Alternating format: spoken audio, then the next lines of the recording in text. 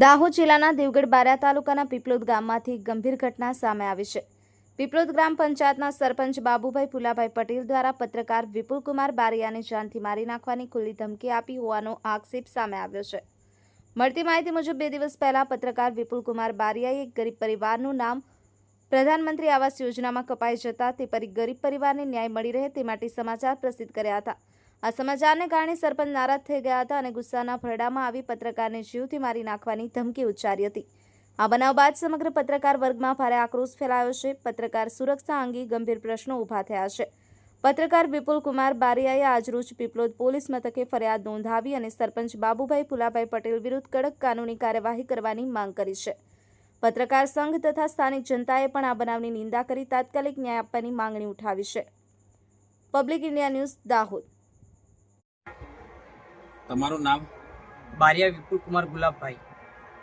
વિપુલભાઈ, જે બાબુભાઈ સરપંચ દ્વારા જે ઘટના બની છે પંચાયત પર, એ કઈ રીતના બની છે?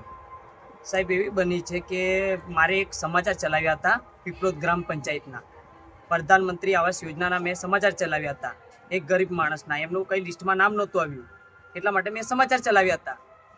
તો હું બેઠો હતો બજારમાં, તો સુરેશભાઈ દરજીનો મારા પર ફોન આવ્યો। એમનો ફોન આવ્યો કે વિપુલ તું ક્યાં છે? તો મેં કીધું સાહેબ હું અહીંયા પીપલોદ બેઠો છું। તો સરપંચ સાહેબ તને બોલાવે છે, તું ફટાફટ આવ। તો મને ખબર નહોતી કે સાહેબ કે એ મને કાવત્ર ઘડીને મને ત્યાં બોલાવે છે ગ્રામ પંચાયતમાં, એટલે મને ખબર નથી। એટલે હું ડાયરેક્ટ ગાડી ચાલુ કરીને ત્યાં હું ગયો ગ્રામ પંચાયતમાં ગયો। એટલે હું ત્યાં જે ખુરશીમાં બેઠો તો મને એમ પૂછ્યું સરપંચ સાહેબે, એટલે કે તે જે સમાચાર ચલાવ્યા તે કોને પૂછીને ચલાવ્યા સમાચાર એમ? તો મને ખબર નથી। મેં કીધું મેં જે તલાટી સાહેબને આ તલાટી સાહેબ બેઠા છે એમને મેં પૂછ્યા છે એમ। તે કે તે મન પૂછ્યા? તો સરપંચને પહેલું પૂછવા જોઈએ એક નહીં એમ કે। મેં કીધું સાહેબ તમને મેં નથી પૂછ્યું। તો મને કે કેમ મારે તેના સમાચાર ચલાવ્યા? એટલે મારું અહીં કોલર પકડીને મારે પાછળની દિવાલે અડાડી દીધો અને પછી મને મારકૂટ કરી। એટલા પછી મારકૂટ કરી મને ગળદાપાટનો માર માર્યો અને ઝાપટો મારી દીધી। એટલે ફટ સુરેશ દરજી બેઠેલા હતા, એ ઊભા થતાની સાથે મને ખબર પડી કે અહીં તો કાવતરું ઘડી રાખેલું છે। એટલે ફટ એટલે તો હું ત્યાંથી નીકળી ગયો, ડાયરેક્ટ આવ્યો એટલે પોલીસ સ્ટેશન આવ્યો। એટલે પછી મેં કીધું મારે પીઓસન મળ્યો મેં, એટલે મેં કીધું મારે અરજી આપવાની છે।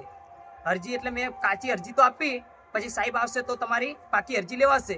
એટલે હું પેલા મારા ભાઈને મેં ફોન કર્યો એટલે હું રેબારી પીએસસીમાં ત્યાં દવાખાને ગયો, મેડિકલ કરાવી।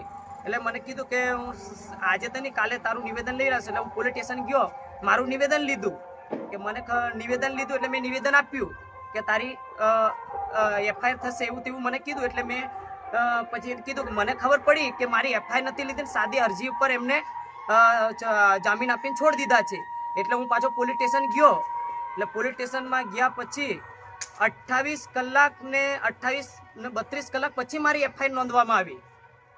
હવે 32 કલાક પછી તમારી એફઆઈઆર નોંધવામાં આવી, એની અગાઉ પોલીસે કોઈ કામગીરી હાથ પર લીધી હતી? હા, એના પર પહેલી હાથ ઉપર એમને 2 જણાને પહેલે લઈને એમને જામીન આપ્યા ને।